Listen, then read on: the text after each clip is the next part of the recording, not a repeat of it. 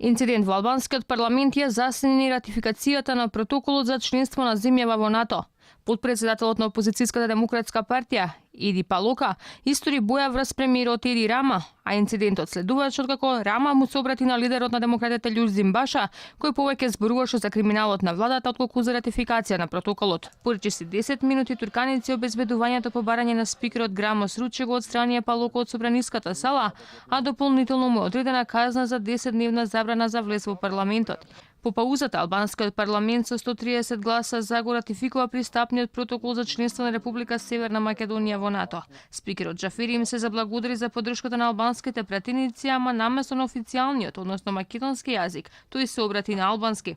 Со денешната ратификација, Република Албанија и албанскиот народ уште еднаш го потврдија пријателскиот однос кон Република Северна Македонија и нејзините граѓани. Бидете сигурни дека секогаш ќе се сеќаваме на ова и секогаш сме знаеле да ги почитуваме и да ги цениме нашите вистински пријатели.